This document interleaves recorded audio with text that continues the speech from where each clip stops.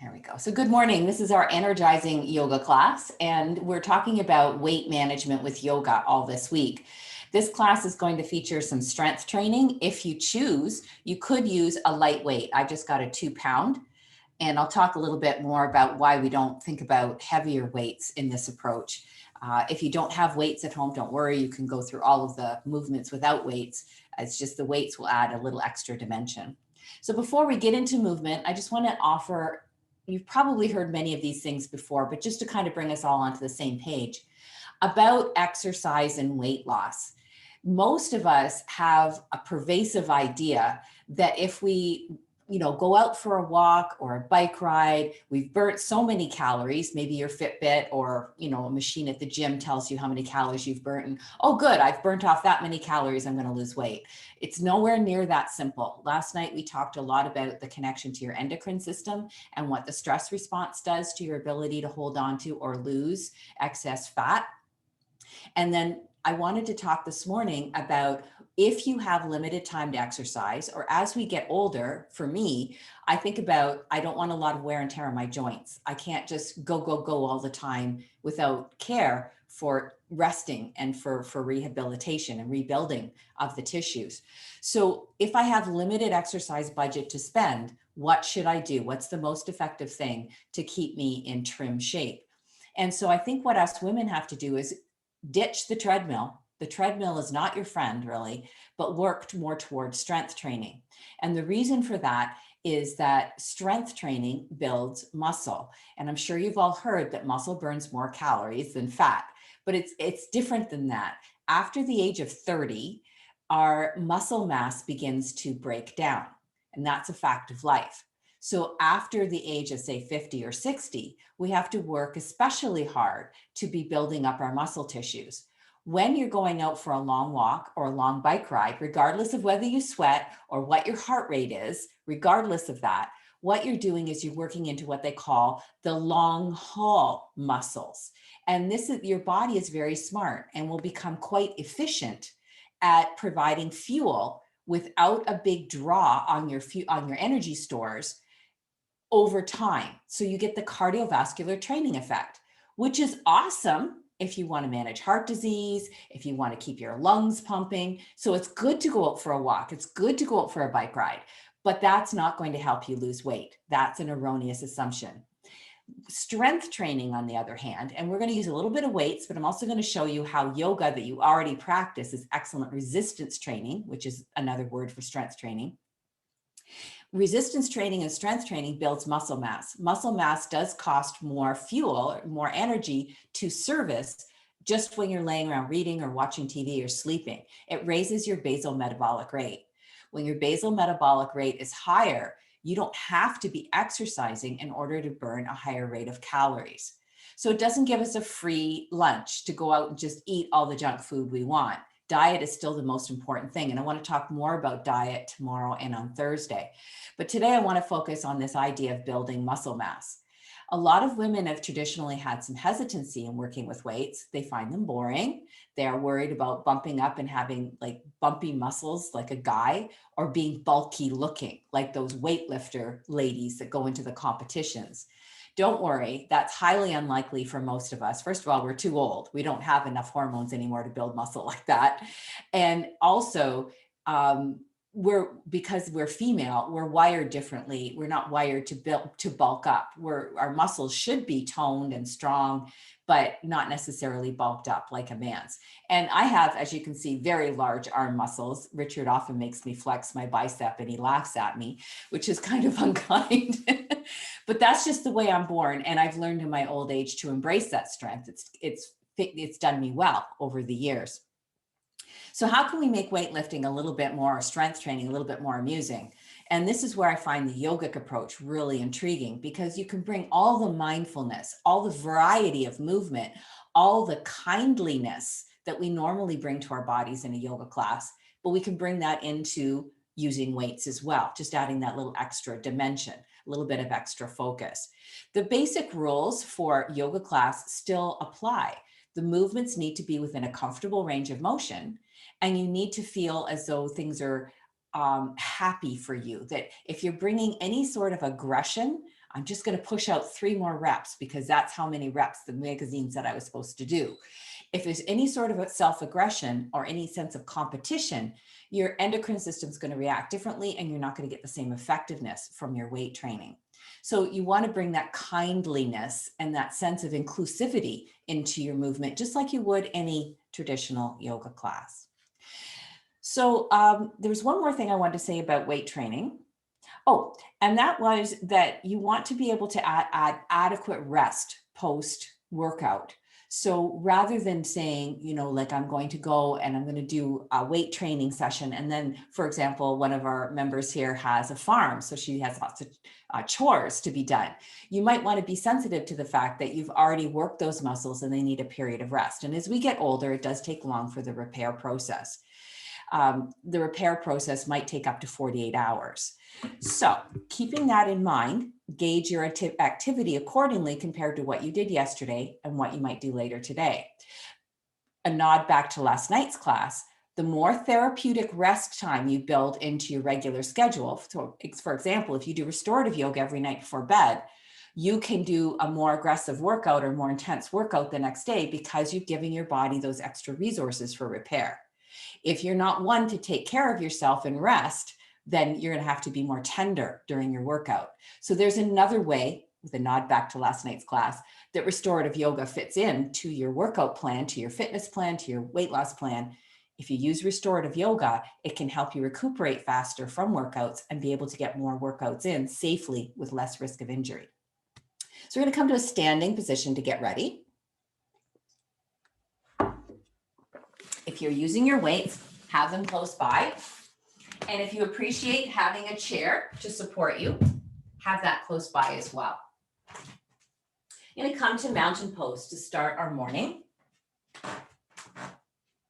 And this is a workout that I do quite a bit. I incorporate it a couple times a week. And I begin always by ringing my bell.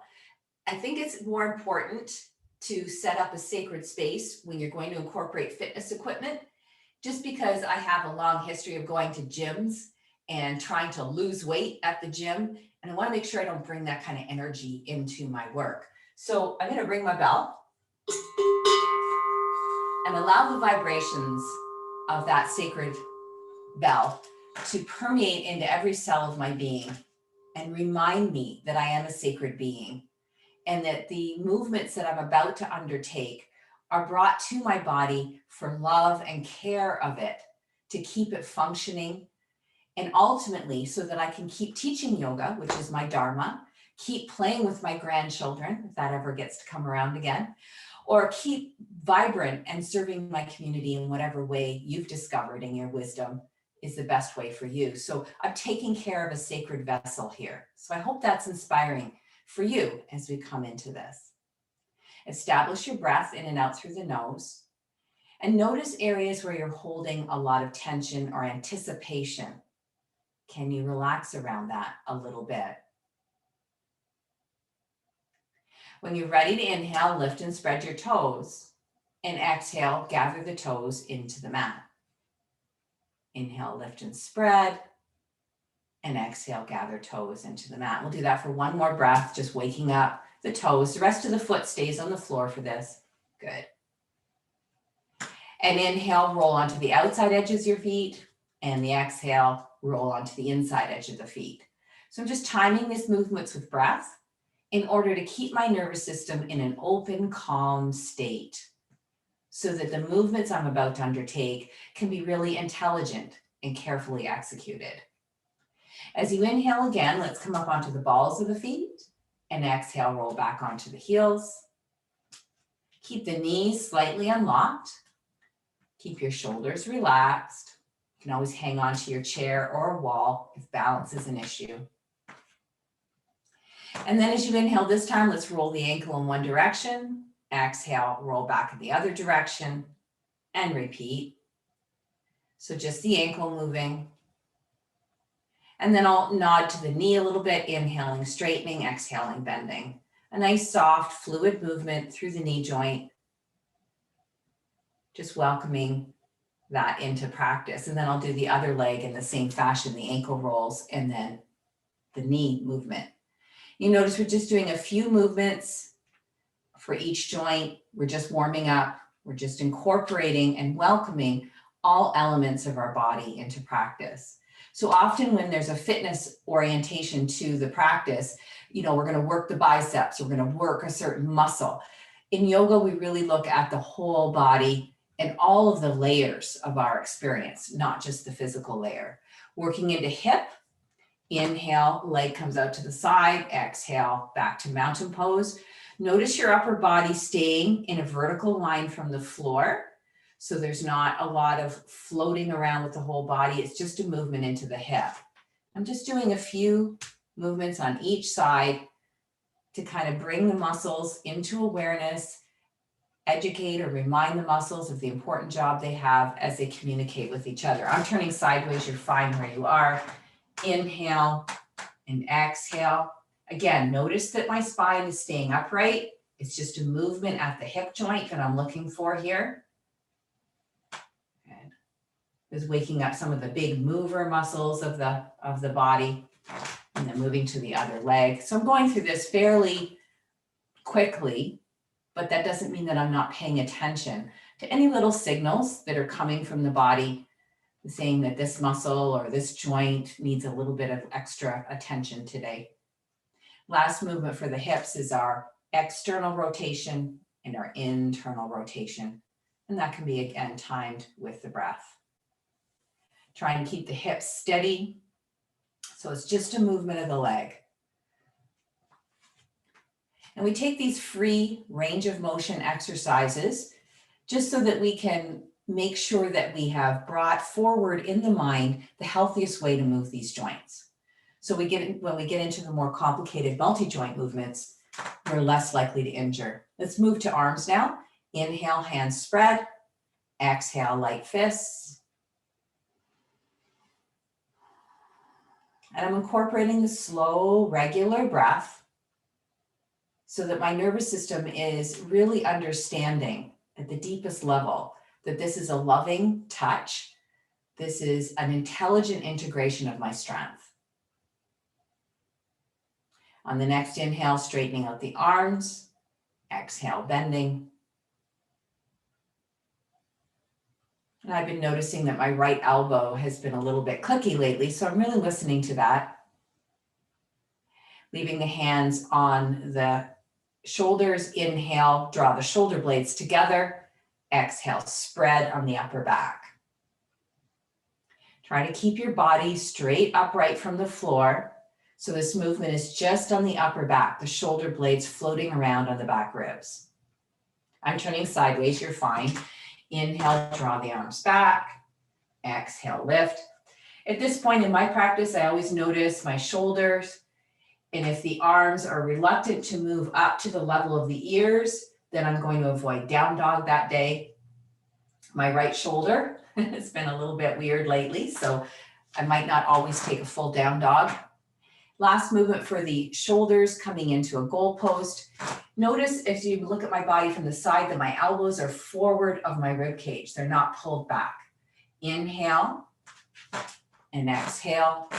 And I'm really watching my right shoulder right now, trying to create a range of motion that's pain-free.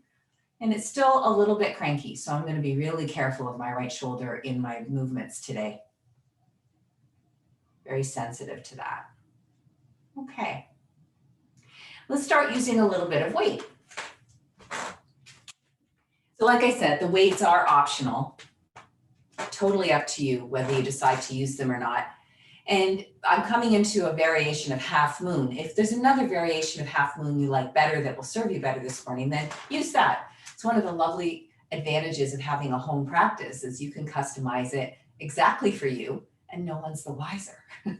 So I've taken my feet a little wider apart. I've unlocked the knees. I'm keeping my feet basically in a parallel position, but you can turn the toes out slightly if that's really more comfortable for you. So standing up really tall in your mountain pose, and just the weights in the hands, if you're using them, you'll notice you've got a little bit more wrapping around the core that occurs quite on its own. But that's nice because we're trying to always talk about that in yoga, about how to support the spine. Inhale tall, exhale, let one weight be a little heavier as you come into half moon pose. And then inhale, come back up, and exhale, go to the other side. So going back and forth at the pace of your own breath. Try not to drop your ear to the shoulder. Keep your head floating, nice and light, and make this a movement more for the side of your waist, between your armpit and the hip bone. Remember, the knees are slightly unlocked and facing straight forward. That's going to keep your pelvis steady while you work at the level of your waist. Let's go to each side one more time. So if you drop your head from side to side, you might create a little dizziness or a little strain in the neck muscles, and that's really not that helpful. Wonderful. I'm going to drop the weights for a second, come back to mountain pose. And see if you can elongate between the rib cage and the hip bones, right here. Can you stand a little taller? We often work with umbrella breath. That's the sense of the expansion and 360 degrees through the rib cage. Can you come into some umbrella breathing? So that's really getting the core a little bit more fired up.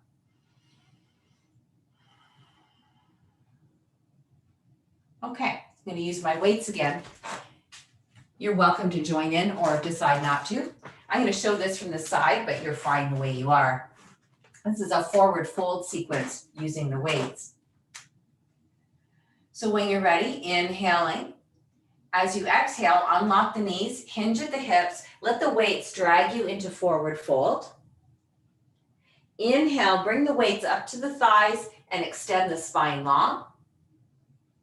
Exhale, allow yourself to hinge into forward fold. And inhale, come all the way up. Let's repeat that 2 more times. Exhale. It's important to have the knees unlocked here. Inhale. And exhale. And all the way up. And the addition of the weights just creates a little bit more stimulation around the core. As the core adjusts to these few pounds of interesting weight, the weights are held right at the end of your limbs, at the end of your hands. So although there's only 4 pounds of extra weight, if you add up my 2 2-pound weights, it's actually a lot more force on the core because it's held out. And that's why we use such light weights. We don't try to get into 10 or 20-pound weights for this. We're really just trying to create more core integration. Okay. So let's take our feet kind of wide apart. Again, maybe as wide apart as your mat. And again, if your toes want to turn out a little bit, that's fine. A little unlock to the knees. I'm going to take my weights up into my goalpost arms. Again, remember the elbows are slightly forward of the rib cage.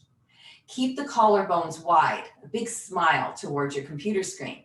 Inhale here, and as you exhale, turn the whole upper body on the lower body, like you're a Barbie. And that you have that hinge at the waist, but other than that, your upper body is fixed. So we're doing some rotations through the spine now. Let's go to each side one more time. We're still kind of in the warm-up phase here.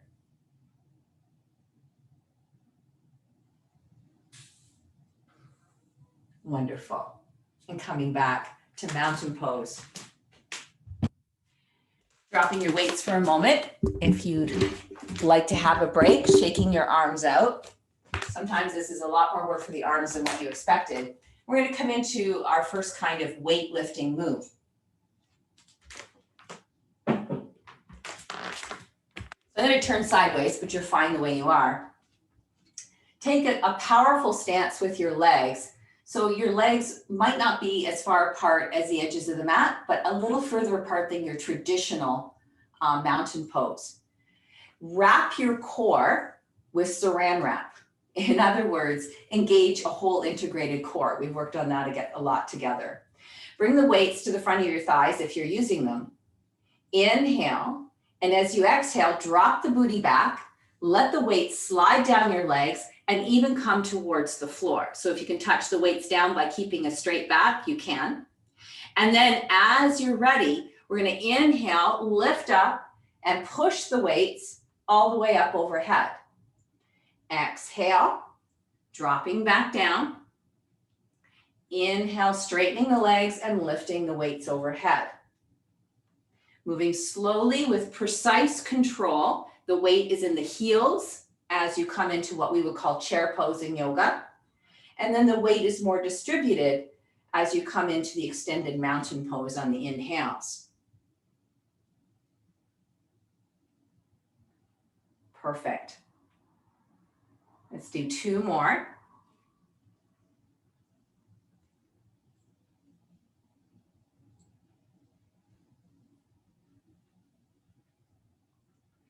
And we've worked through our chair pose to extended mountain pose.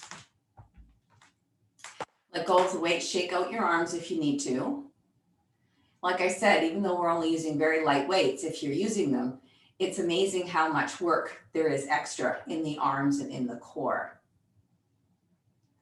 We're going to come into a little bit of a lunge pose variation now. If you find it difficult to maintain balance like this, what you might want to do is have one hand on the chair and work with the weight that way. So your choice. I'm going to start at the back of my mat and step the right foot forward and come into our lunge pose.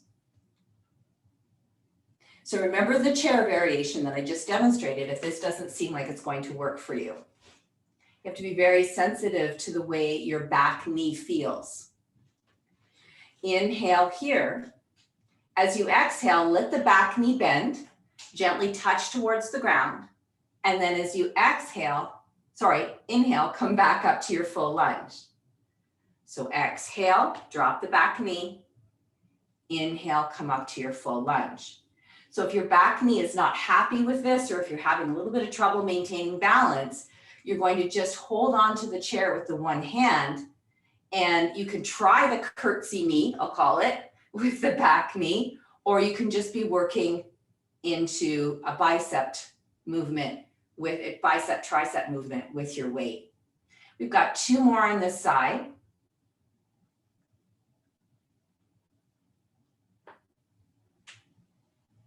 And then we'll step back into mountain pose. So now you're seeing how intense the work can be using yoga poses that we know well. Let's see how it feels on the other side. So I'm at the back of my mat. This time I'm going to step the left foot forward. If you find that this side is more troublesome, you can always go back to the chair option that we demonstrated. This is the inhale, and then this is the exhale. You want to have both your kneecaps facing straight to the short edge of your mat, trying to avoid your knees wobbling all over. And as you can probably sense, this is a movement that really works into the quadriceps muscles at the front of the thighs. So when we do head out for our hikes and our bike rides, hopefully we'll have a little bit more power there. Let's try 2 more.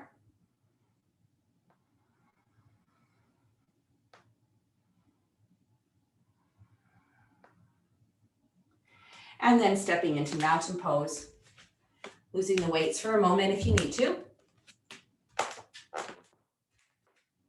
And giving great thanks for those beautiful legs.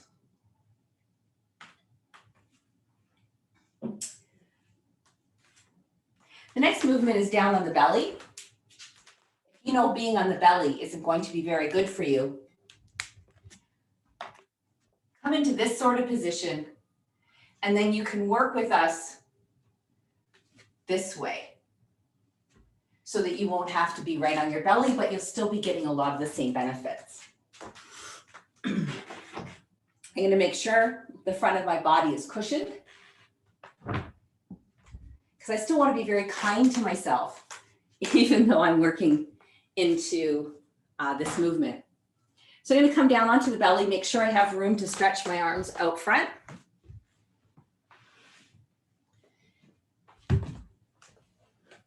Should I decide to go that route? And weights in hand if you're choosing to use the weights.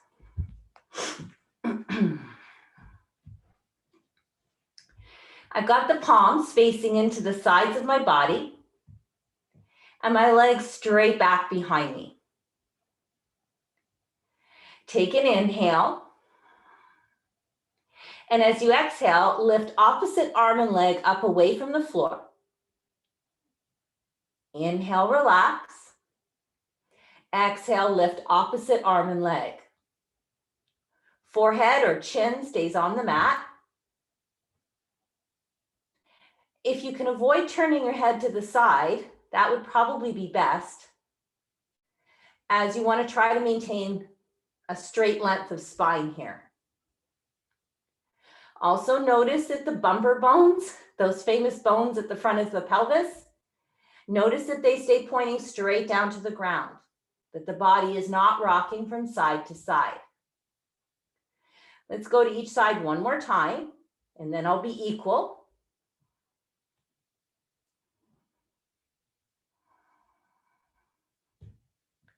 And then from here, I'm going to roll over onto my back. So carefully transitioning over to the back.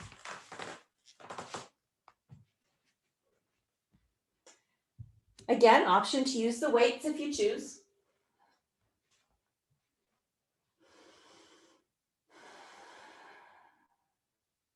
Connect to your breath. You may be surprised at how intense your physical effort has been, even in the context of being so mindful and really quite loving towards your body. Stabilize through the core, which means you're going to have that sense of saran wrap wrapping around the middle part of your body, stabilizing the shape that it's in right now, even as we start to move the arms and the legs. So the little curvature under the low back doesn't change. The weight of your back is imprinting into the floor just this way, and it stays that way as you lift one knee and then the other knee, as you lift one arm and then the other arm. You can start with just inhaling here. Exhale, take hand to opposite knee. So the challenge is to keep your back flat and stable to the floor. No rocking from side to side, no change in the lumbar curve. If that's becoming easily accessible, you can straighten out the opposite knee. This is going to give you a little bit more challenge to maintain that stability. Sometimes we call this baby mobile pose.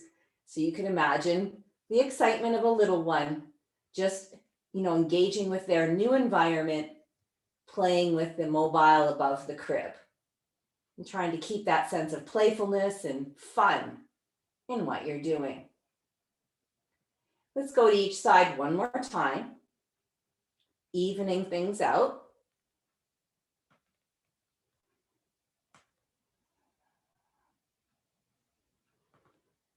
And then we can release, roll to our side, and come back up to standing.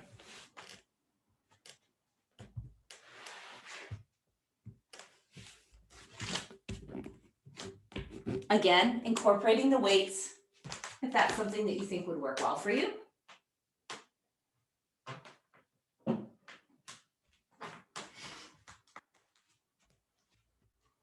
And turn sideways on the mat.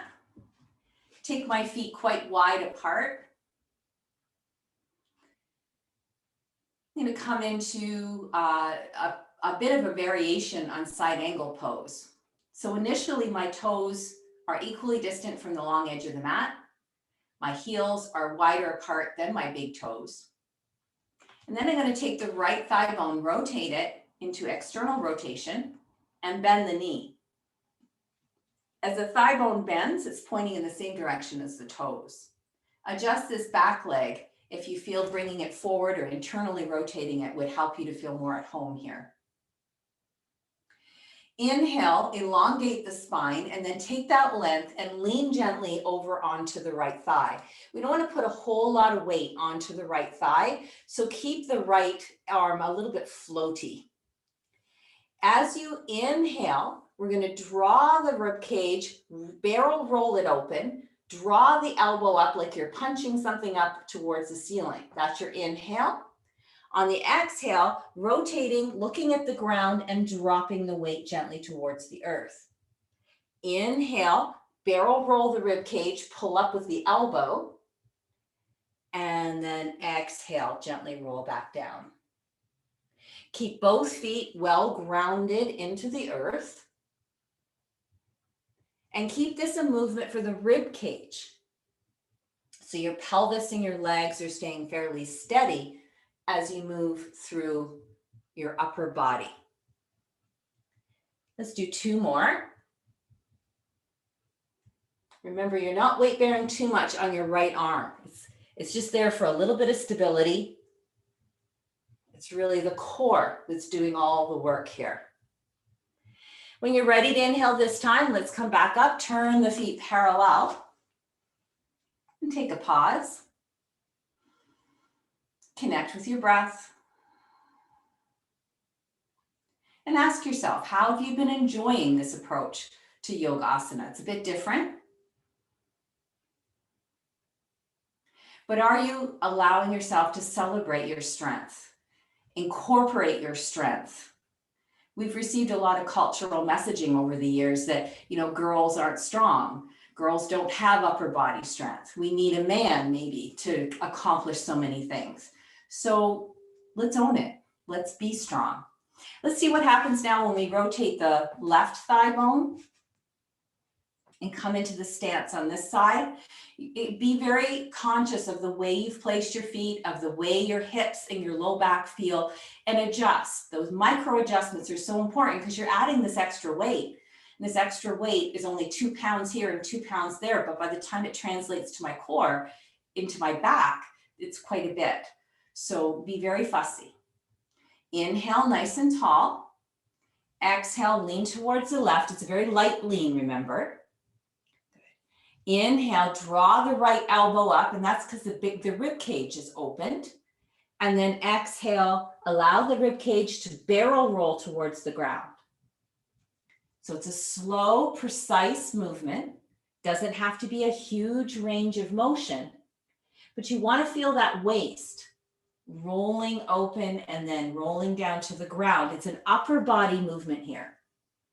The lower legs are stabilized. The pelvis is stabilized. Your head isn't really moving that much. It's just coming along for the ride, so that don't strain to look at a particular spot. Think more about that rib cage and how the upper body is twisting as you come in and out of the movement. Let's do 2 more on the side.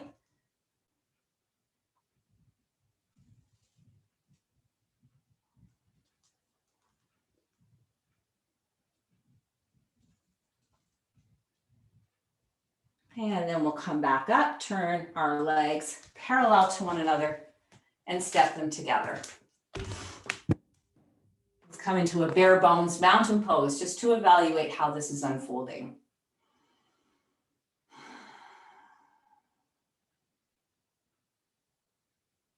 Wonderful. And then my next movement is a balance pose. And so if you find the balance poses are very challenging, you could have the back of the chair close to you and do a more traditional tree pose. But if you're okay to do tree pose without having your hands touching anything, then you can incorporate the weights. So you'll be making that executive decision now. So coming into a weighted mountain pose if you choose. Appreciating both feet firmly grounded. And then trying to incorporate or embody the spirit of the tree by growing deeper roots through your left leg. Release your right leg and come out into your tree pose variation. So you may keep the big toe on the ground, or you may choose to lift the leg.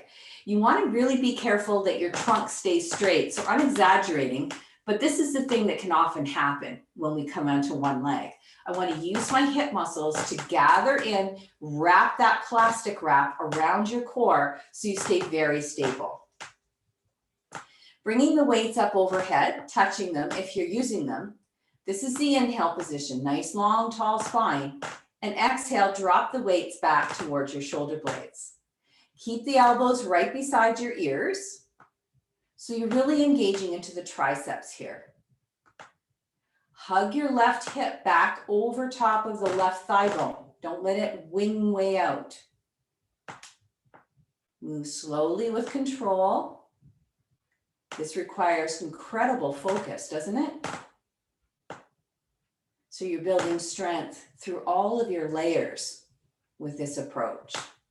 Let's take 2 more breaths here.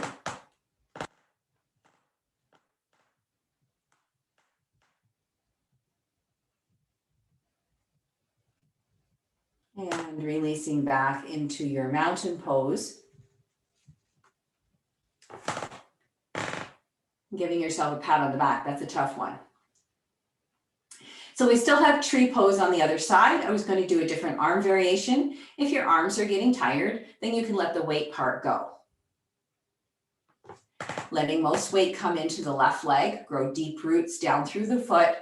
Make sure that the right hip comes back over top of the right thigh bone. So you're straight up and down on the right side of your body. And then coming into your tree pose. This time we can have the palms facing forward, weights a little bit shoulder width apart maybe. Inhale here, and as you exhale, bend the elbows, coming into goalpost arms, but think about the shoulder blades. Drag the shoulder blades down towards the ground. Inhale and exhale. So this is what's known in the gym as a lat pull. But of course, we've incorporated a lot of different elements into this movement. We still want to think about, though, activating those latissimus dorsi muscles on the mid-back. That's the function there, is to drag the shoulder blades down towards the ground as you exhale.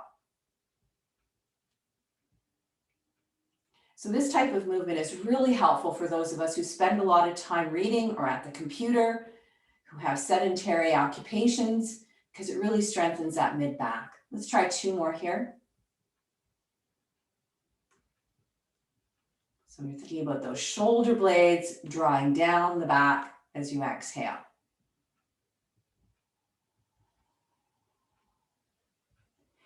Excellent work.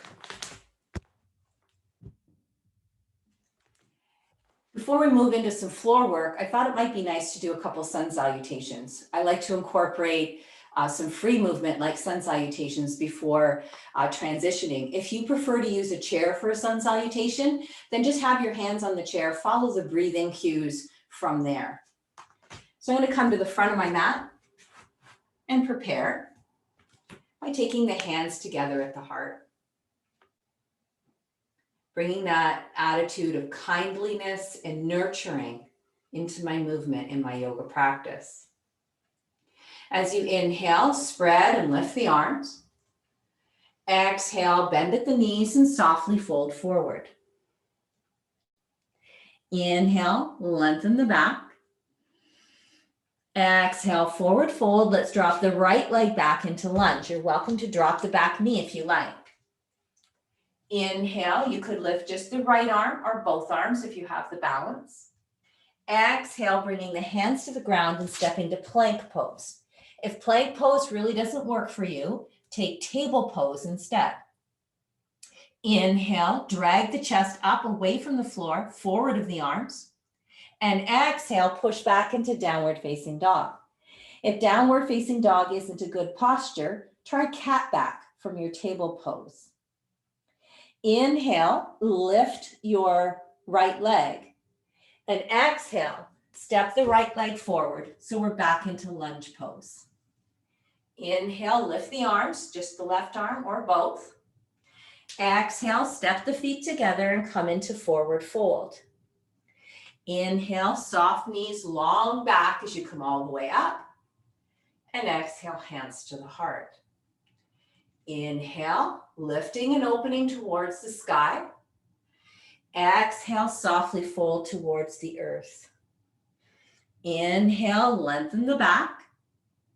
Exhale, step the left leg back into lunge. Inhale, lift the arms, if that's okay for your balance. Exhale, take the hands to the chair or the floor. Inhale, step into the plank, or you can take the table variation.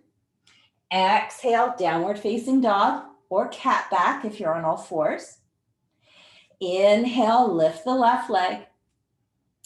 Exhale, step the left foot forward into lunge. Inhale, extend towards the sky. Exhale, fold towards the earth. Inhale, lift and reach for the sky. And exhale, hands to the heart. You can take a couple more rounds of sun salutation if you like, if you're really enjoying that level of movement. I'm going to come back onto my belly for a little bit of work with the weights.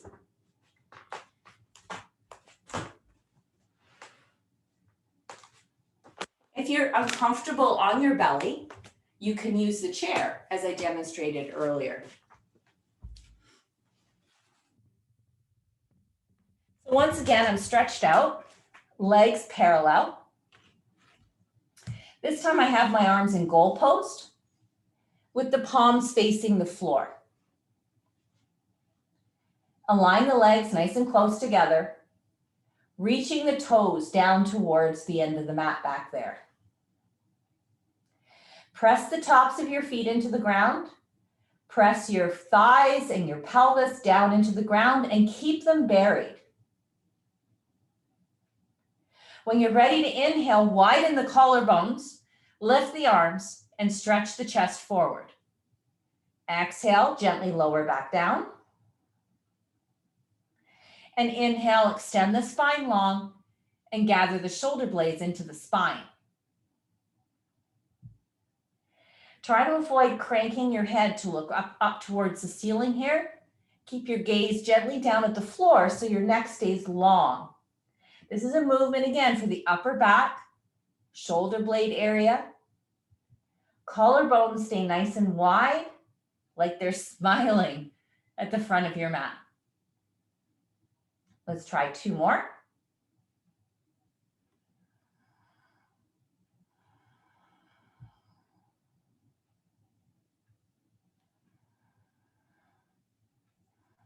And then release the weights. Maybe bring your hands forward to cushion your forehead. And maybe let your hips rock from side to side.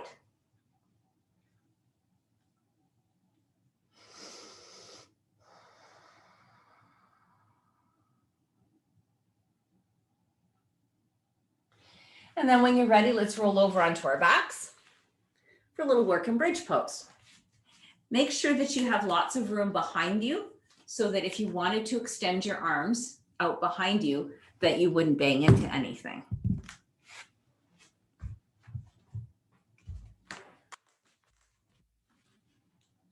So this time I have my weights up on their end, so my palms are facing in towards my body.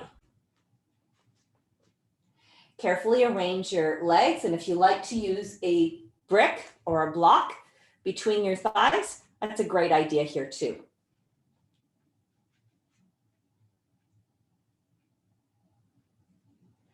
And then when you're ready, we'll inhale, lift the hips and lift the arms. And exhale, lower back down. Make sure you keep the tailbone pointing down towards your knees the whole time. Especially if you're using the variation with weights above your head, you want to be actively tucking your pelvis under, doing a posterior tilt with your pelvis. And I'm keeping more weight in my heels than I sometimes do in bridge pose, just to stabilize that posterior kinetic chain. Let's do 2 more breaths here.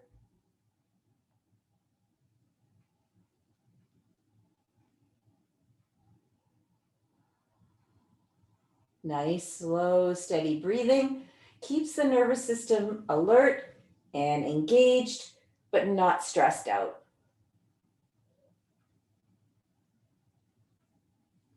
Wonderful. Let's roll over to our sides and press up from the floor and come to a mermaid sit, which is, kind of knees to one side, feet over to the other side. And you may find that you want to have a blanket. So for me, my feet are over here. I might want to have the blanket under this sitting bone, just to even out my pelvis to make my back feel a little bit safer. Yes, that does feel much safer. So hopefully if you look at my bumper bones, they're parallel to the floor. So I've got the blanket folded just under this hip. If your low back is giving you messages, it's uncertain about this position, then have a seat in a chair and follow along from there. It's important to listen to these signals, especially when you're adding this extra weight.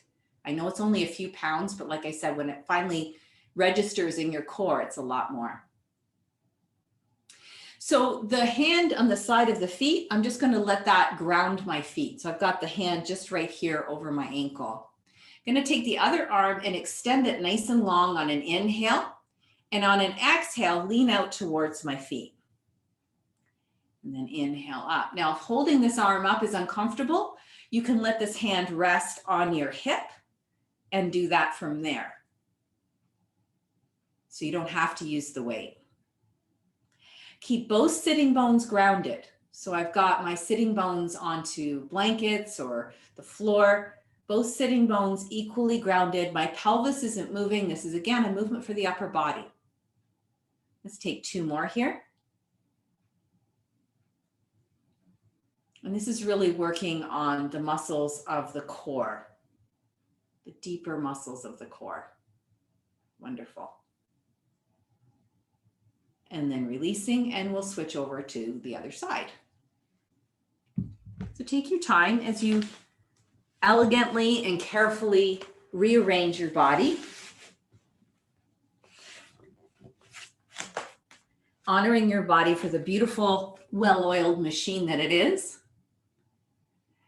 and asking yourself, is my lower back comfortable with this arrangement? Have I taken enough care to set my props up? And then when you're ready, inhaling and exhaling. And the journey is always different on various sides, isn't it? So paying attention to what your body's telling you. I'm noticing a knee is talking to me, so I'm going to readjust my legs a little bit. No, this is what I'm going to do because my knee was talking to me. So it's okay to change things around. It's really important to be sensitive to what's happening in your body and listen and change. I'm going to do 2 more now. And sometimes you don't understand why the body's talking to you that way, and that's okay. The important thing is that you listened. Wonderful. And then let's put the weights aside. We've done a great job with them. I'm going to straighten out my blanket now. I want an even pelvis to the ground now. As you stretch your legs out in front, just make sure that you notice a little in curve, a concave curve in your lower back. So we're starting with that neutral lumbar arch in the lower back. Let's bend our right knee and let it flop out to the side. Know that you can prop under the right leg with a pillow or blanket. Keep the left knee bouncy. And then when you're ready, inhale, nice and tall, long spine. Exhale, hinge at the hips and bring your long spine forward, reaching your chest towards the left knee. Let your chin relax towards your chest. Soften the expression on your face. Gently draw back on your left sitting bone while reaching your left heel out forward. So left sitting bone drawing back towards the wall behind you, but the left heel pulling forward towards the wall in front of you. Elongating. Breastbone pulling towards the left knee. Take a couple more breaths.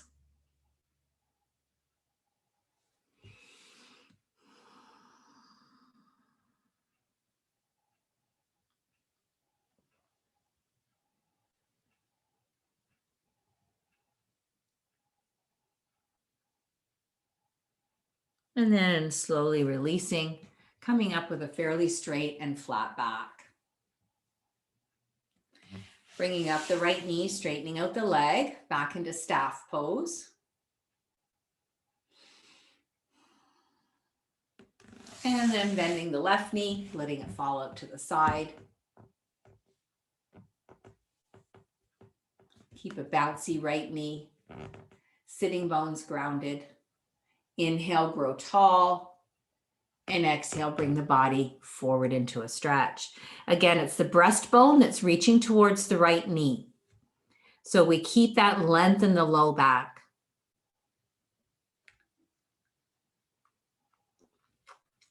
Drawing back now on the right sitting bone towards the wall behind you, while energy pushes forward out of the right heel. Let your neck be at a relaxed angle. No straining to look anywhere. Even close your eyes as you invite your body to come into a deeper state of relaxation.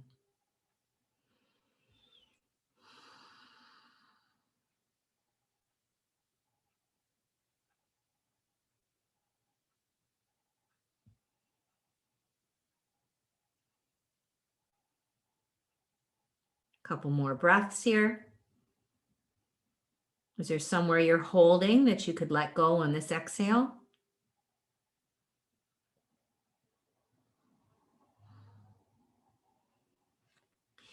And then slowly coming out and coming back into staff pose.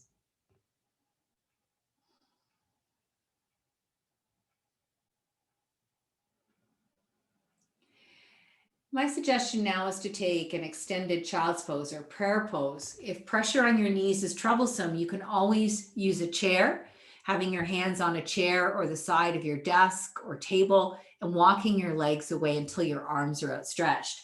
The intention here is to bring some space into the upper back and shoulders.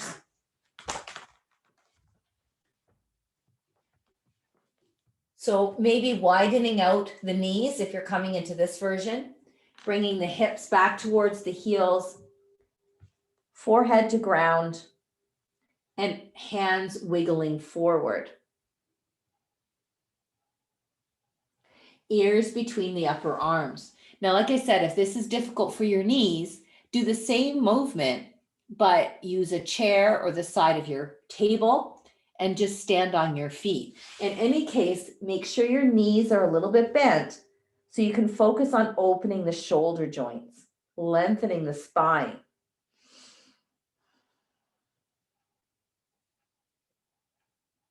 Pull back on both sitting bones.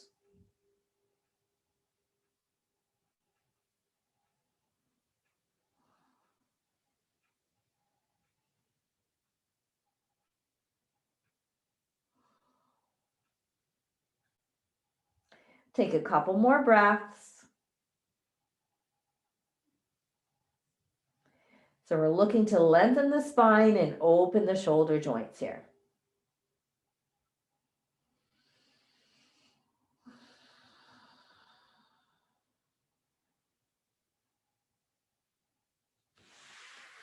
And then when you're ready, walk towards your chair or bend your elbows, pull your hands closer under your shoulders and push up. Let's move down onto our backs.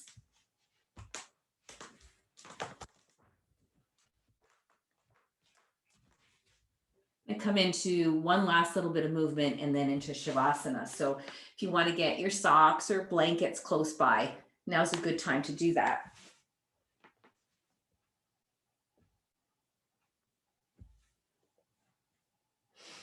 Let's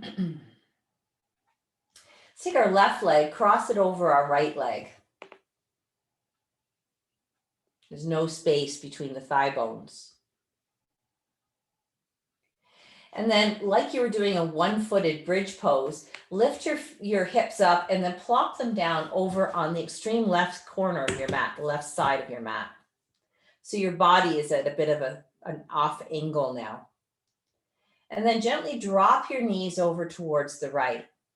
If your left foot doesn't hit the floor, in order to help you kind of feel the floor, Then put a block or some blankets or pillows underneath your left foot so you feel like you're kind of grounded.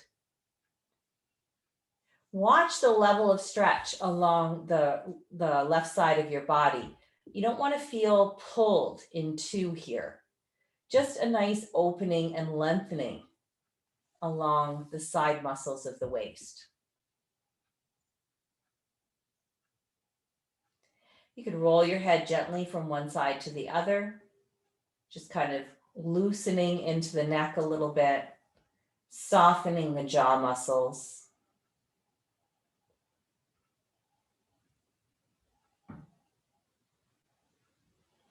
Be kindly to the body.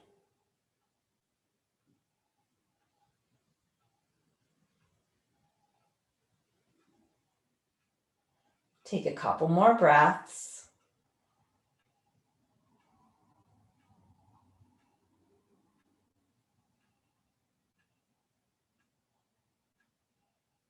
And then detach your left leg and lift it up by itself.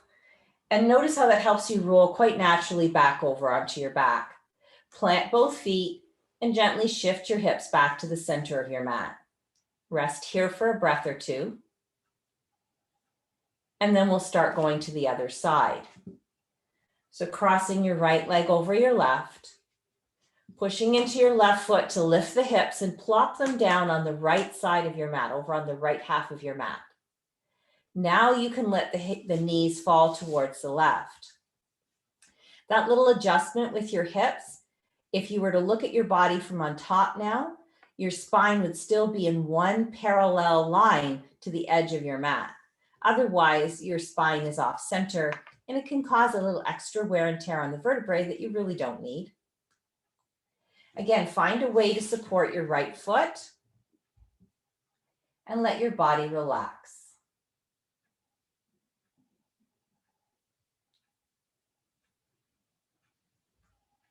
Touch base with the deepest breath that's available to you right now.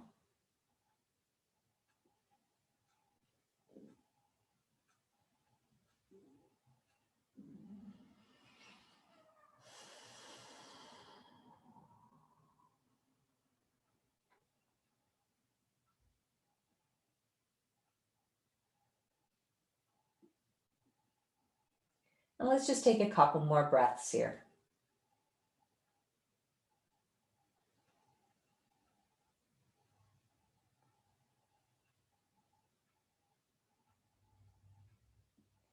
When it's time, detach your right leg, lift it up by itself, and slowly roll onto your back.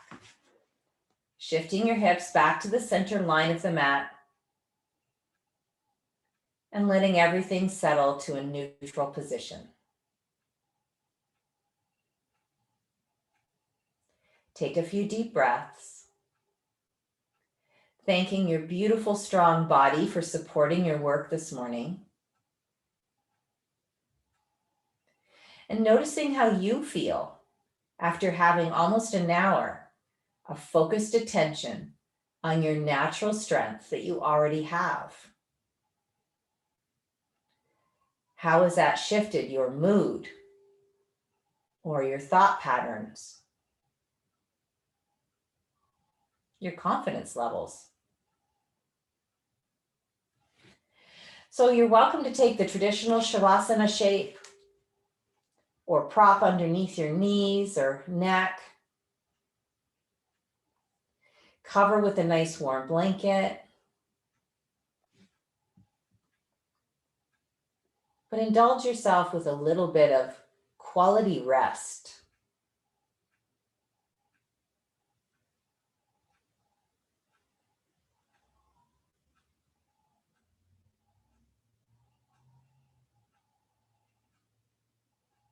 I think one of the big advantages of bringing a yoga mindset into things like weight training or strength training is that we finish the session having experienced this wonderful dialogue between mind and body. So a lot of the moves might look the same from the outside, but they feel different because we've integrated our inner and outer worlds. These are not movements that were imposed upon us from some external source, maybe like a pounding beat of music that forces you or encourages you to move more quickly or more deeply. This was all very much an intimate conversation between your inner wisdom, your muscles, your nervous system, and what was going on with the weights. So instead of depleting us, exhausting us, I'm hoping it built us up and had that element of deep rest to it.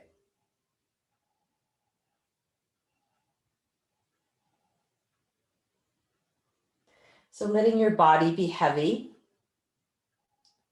your bones sink to the ground.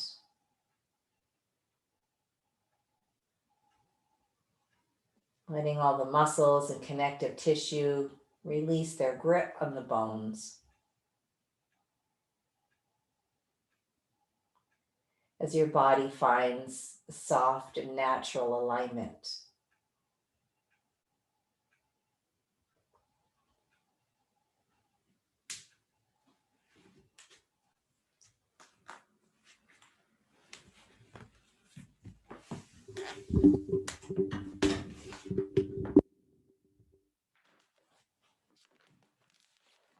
If you have a couple more minutes to spend in Shavasana, you certainly earned it. And as excited as I get about this stuff, I want to be respectful of your time. So if it is time for you to move on to your next activities, let's be quite reverent and respectful and even in awe of your strength as you slowly awaken the body and readjust to an upright position.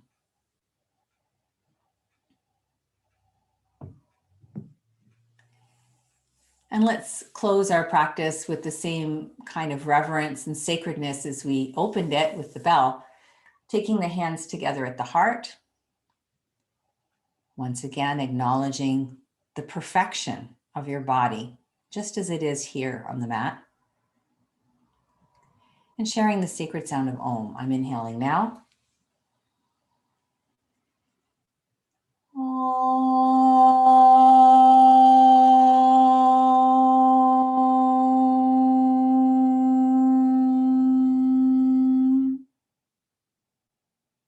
Namaste. So I'd love to chat and see how everyone's